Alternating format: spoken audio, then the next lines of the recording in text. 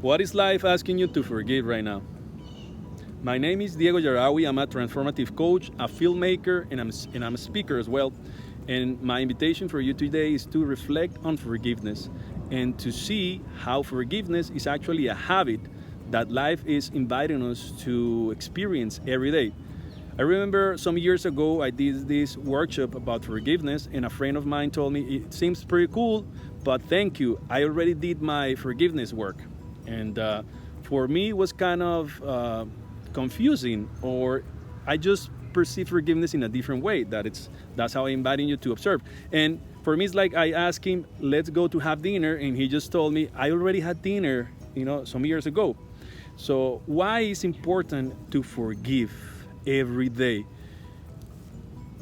Well, let's see first what's not forgiveness. So we see what happened when we don't carry this intention every single day.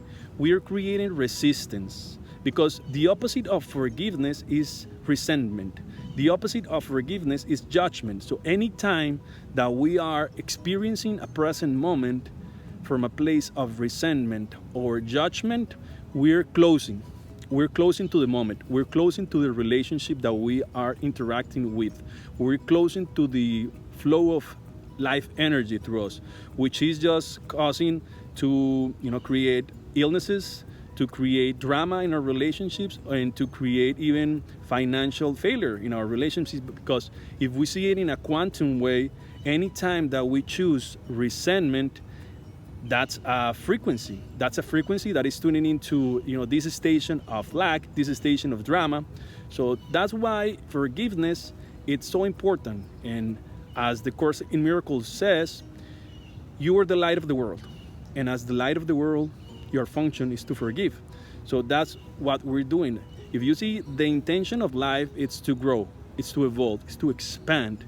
And the way we're expanding in this human experience is by integrating.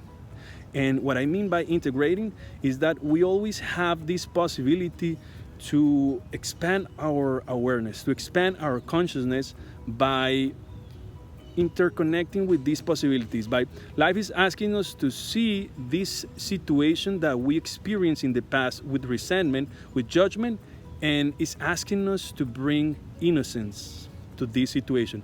It's asking us to see it without fear. It's asking us to bring love to it.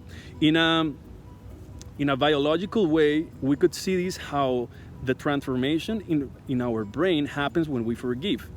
If we have thousands of billions of neurons in our brain, and each of these neurons is connected to a network.